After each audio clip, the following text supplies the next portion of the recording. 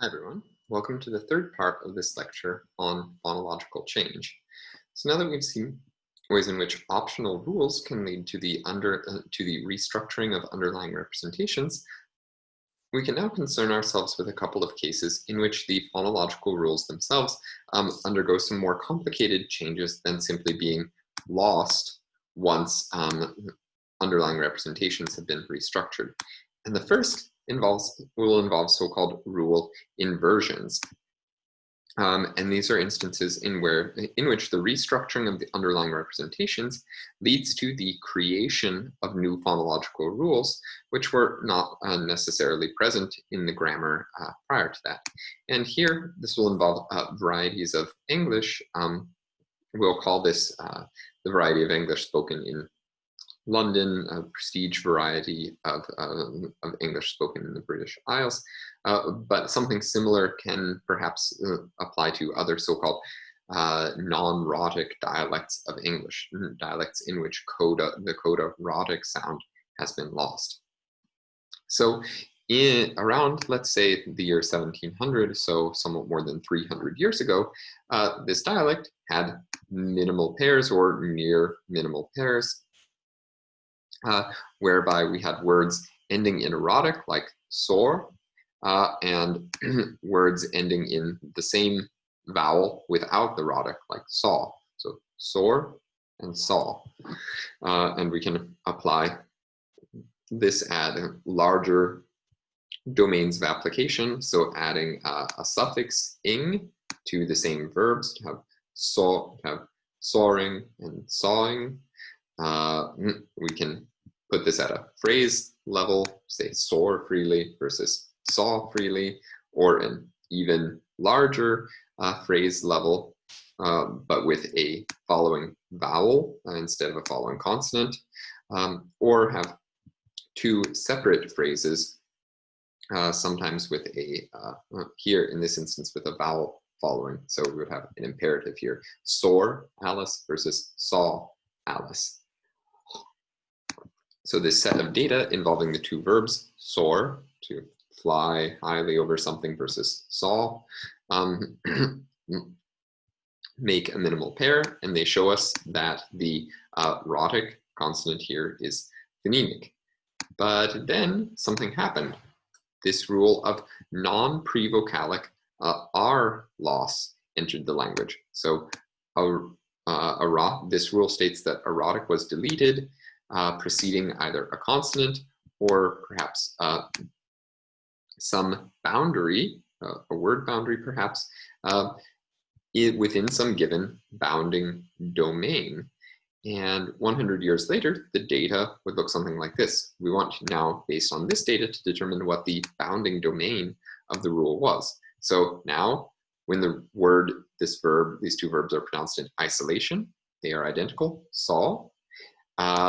When there is a following suffix beginning with a vowel, they are different. So they have soaring, soaring versus sawing still.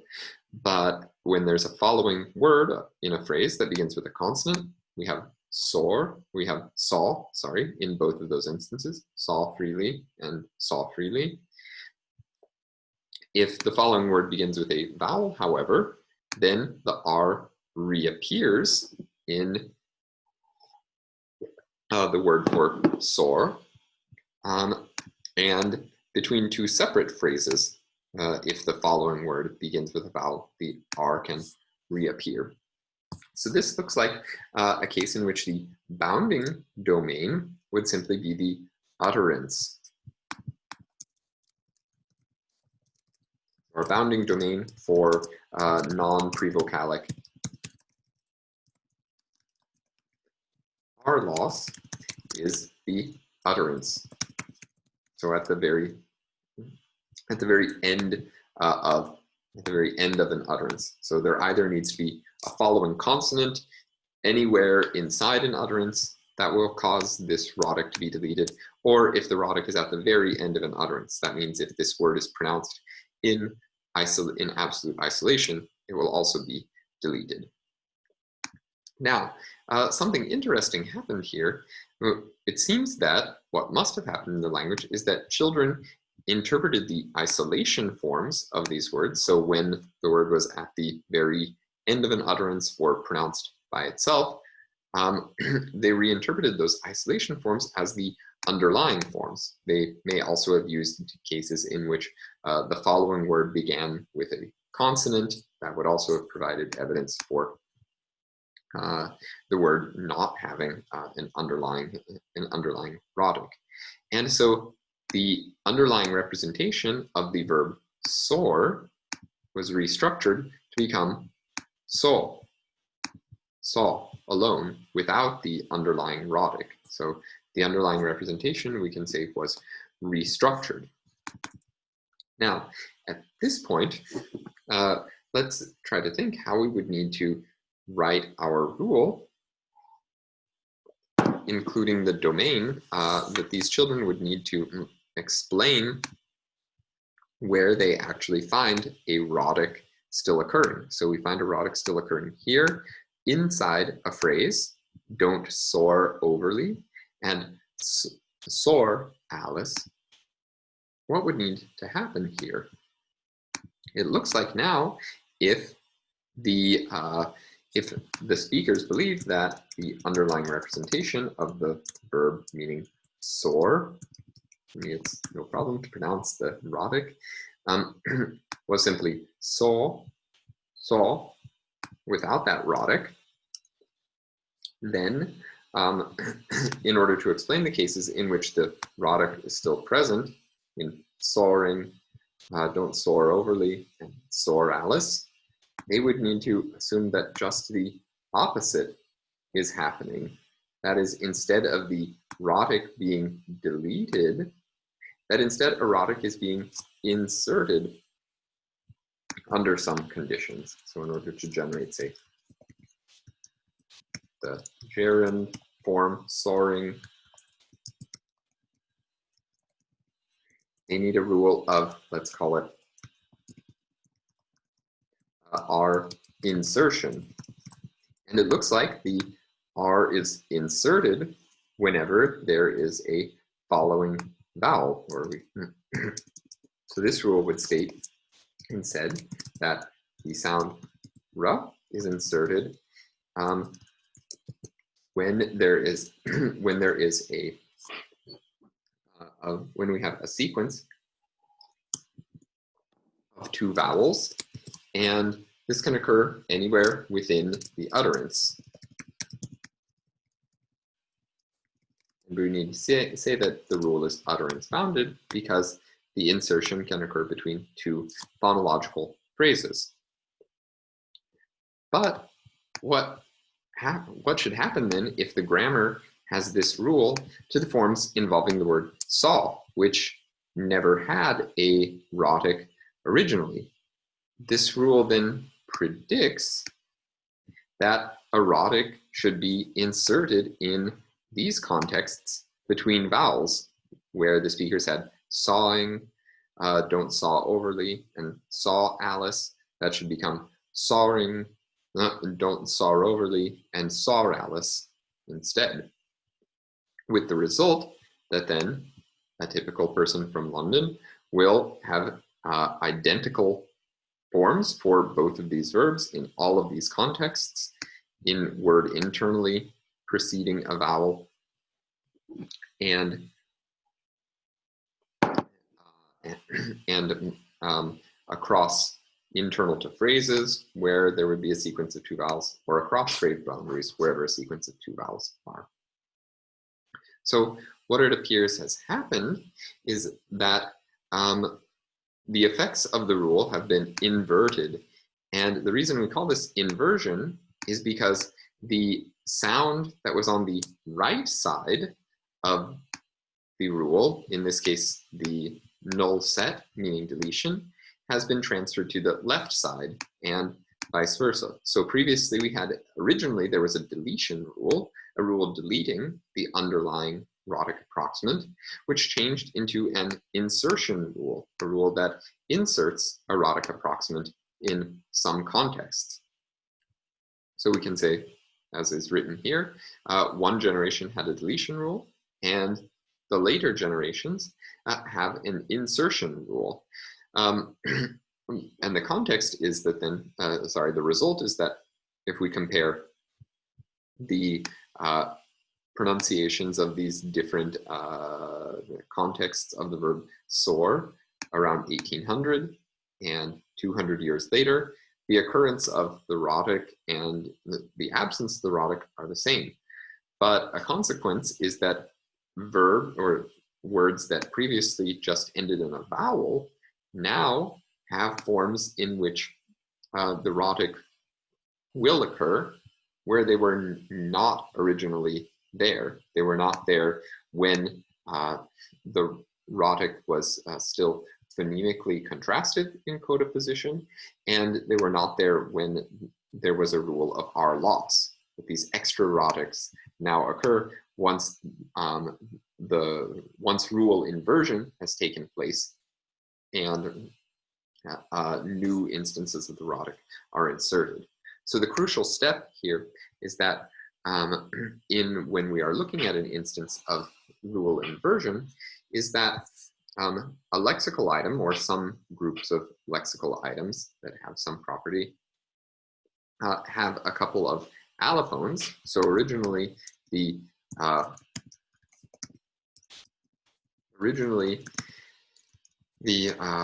verbal lexical item soar, once the rule of non-prevocalic R loss entered the language, would have had two allophones, saw and soar, depending upon whether the following word inside the utterance began with a consonant or a vowel. But once the underlying representation changed, once speakers reinterpreted this word as lacking an underlying rhotic, but they still found that this word had these two allophones, they needed a different sort of rule in order to explain this allophone. So we can see in effect that in both cases, one of the allophones corresponds to the underlying representation. In this case, it's at the earlier stage, it's the allomorph with the, I think I've been saying allophone, I meant allomorph, of course. At the earlier stage, the allomorph with the rhotic corresponds to the underlying representation. At the later stage, the allomorph without the rhotic corresponds to the underlying representation, and this corresponds to different rules. Namely, a deletion rule at this stage versus an insertion rule at this later stage. Let's now look to a case in which restructuring results in the creation of some new phonemes. Here we'll look at some data from Old English and, in fact, from the earlier history of the Germanic languages. So here we can look at the words for feet and mouse in English, which will correspond to similar forms in German as well. So the plural forms of both of these words were built with a suffix "is," and the stem remained the same. The stem exhibited no allomorphy. So in the singular, there was no suffix, "fot" and "moose," and in the plural, the suffix "is" was added. So "foties" and "moosies." In this case, remember, we're using the asterisk to mark reconstructed forms.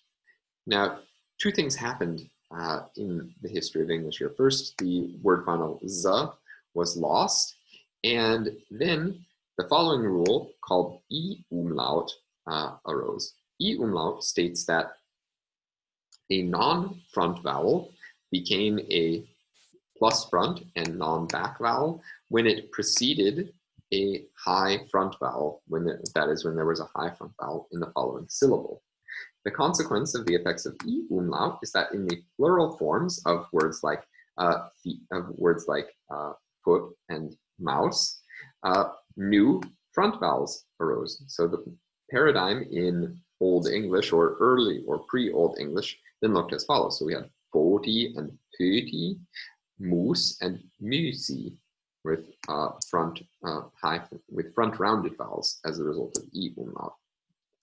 And later, the word final unstressed vowels were reduced, probably to a schwa, and eventually deleted. So we can just call this a rule of final vowel deletion. An unstressed vowel, probably an unstressed short vowel, was deleted at the end of the word. So there was a period originally where there were alternations between the presence and absence of this vowel, and then ultimately the vowel was lost altogether. That is, by the time of Old English as it is attested, this rule of final vowel deletion became obligatory in the way that we've said that for later in the history of English, the lateral voicing rule became obligatory, and in Seoul Korean, the A laxing rule became obligatory. And once final vowel deletion became obligatory, then the surface forms in these two nominal paradigms would have looked as follows. So we would have fold in the singular and fyg in the plural, mus in the singular alongside mus in the plural. And now we can take away the asterisks because these are actually attested forms of Old English. Now, we can ask ourselves at this point, what sort of rules and underlying representations the speakers would have or could have learned. So at this point, they no longer have the information once this E, these E's which condition E umlaut are lacking. They are missing the information that tells them that E umlaut should occur. They don't know exactly where, when, or why E umlaut should occur. And the status of the final vowel deletion rule is just like the status of the lateral voicing rule, or in later Old English, or the A laxing rule in Seoul Korean. Once the rule has been applied extensively and it becomes obligatory, then the rule is lost altogether.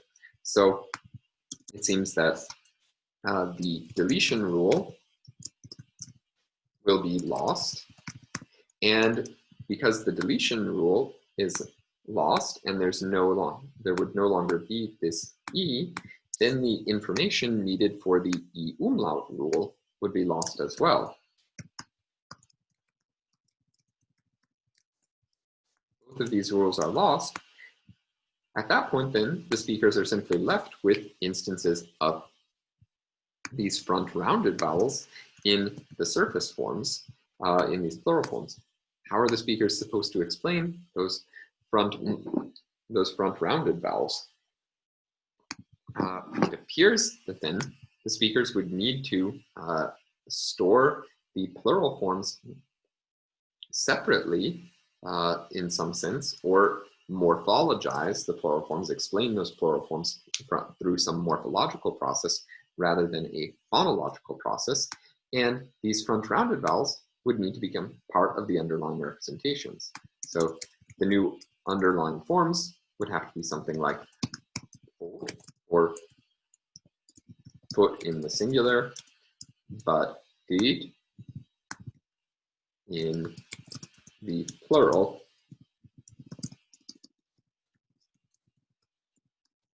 and likewise for mouse. Just convert these surface forms into underlying representations. We have mouse in the singular, and in the plural, it looks like this. And the consequence is that then these front rounded vowels, e and u, are part of underlying representations, and we should consider them phonemic for the language. So sort of diachronically, we can imagine that at some point in the history of the language, there were derivations that looked as follows.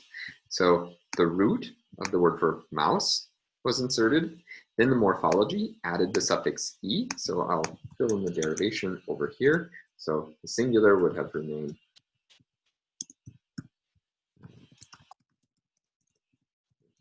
begin with the root mus, with plural formation,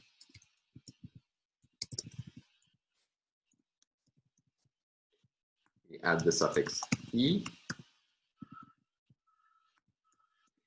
Then, if at the phonological stage, we have these two rules, e umlaut and final vowel deletion, and let's keep in mind that there needs to be a crucial ordering between the two rules of e umlaut and final vowel deletion, because final vowel deletion removes the conditions for e umlaut. So nothing happens in the singular. In the plural, e umlaut creates the vowel ü, and final vowel deletion then deletes that e, thereby giving us the surface forms mus and mus. Note here that the crucial ordering relationship between e umlaut and final vowel deletion is a counter bleeding relationship. So we say that final vowel deletion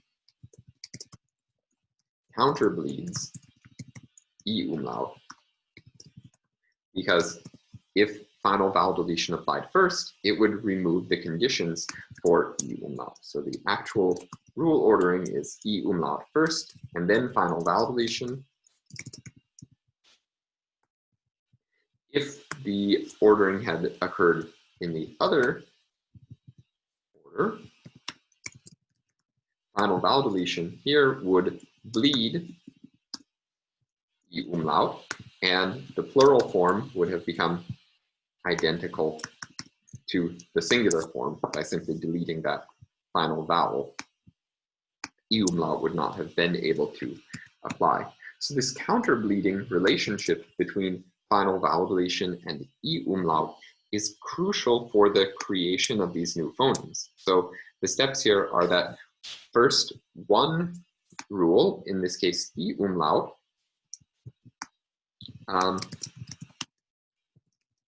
e umlaut originally provided a new allophone. So for instance, the vowel phoneme u, once e umlaut was part of the language, came to have two allophones, the long u and the long u. But once final vowel deletion removes the conditions for the application of e umlaut, that is, it makes e umlaut opaque, then e umlaut was lost. Speakers could no longer see that there was a sound conditioning the application of this process, and the underlying representations needed to be restructured such that then, so here we have a stage in which u and u are allophones, have one phoneme, but later these become separate phonemes because the e umlaut rule could no longer be acquired once final vowel deletion opacified the effects, made unclear the effects of final vowel deletion. And these words directly develop into, of course, the English paradigms, foot and feet, mouse and mice.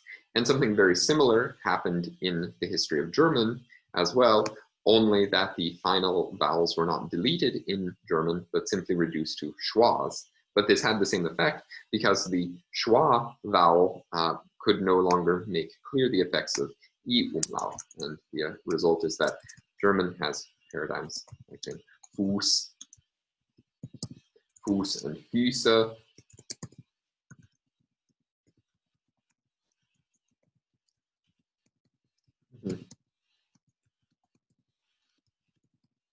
Füße,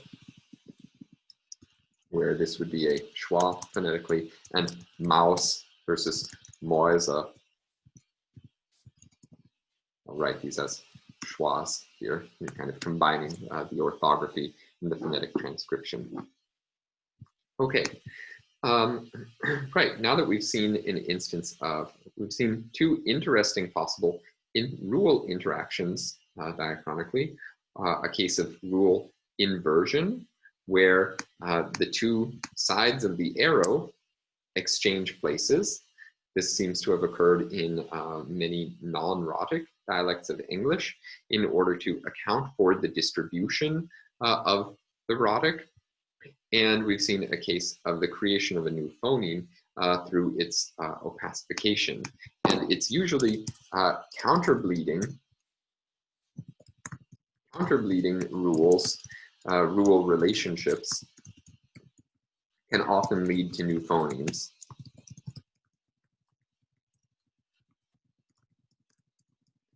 Let's pause here for a moment, and when we return, we'll consider one further case of the restructuring of the rules, that is, ways in which the rules are given additional conditions.